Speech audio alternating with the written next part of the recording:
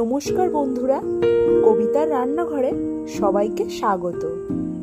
আজকে যে রেসিপিটি এনেছি তা ডাল ভাতের সাথে এবং সন্ধ্যায় চায়ের সাথে একদম জমে যাবে।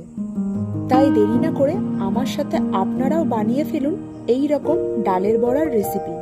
আমি আমার পরিমাণ মতন মটর ডাল এবং আতপ চাল ভিজিয়ে রেখে দিয়েছিলাম।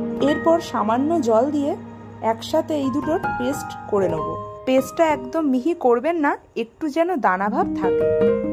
এবার ডালের পেস্টটার মধ্যে একটু মুসুরির ডাল সেদ্ধ, পেঁয়াজ কুচি, ধনিয়া পাতা কুচি, লঙ্কা কুচি, একটু গরম মশলা, সাথে 2 চামচের মতন কর্নফ্লাওয়ার, পরিমাণ মতন লবণ আর একটু লেবুর রস দিচ্ছি।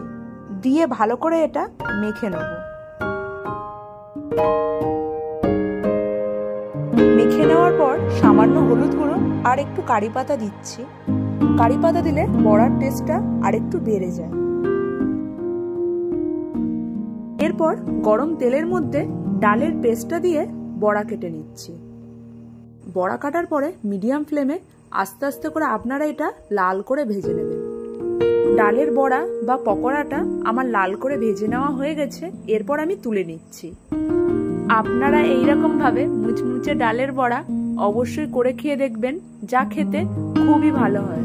রেসিপিটি ভালো লাগলে লাইক, শেয়ার, কমেন্ট করবেন এবং নতুন নতুন রেসিপি দেখতে পাওয়ার জন্য অবশ্যই আমার পাশে থাকবেন।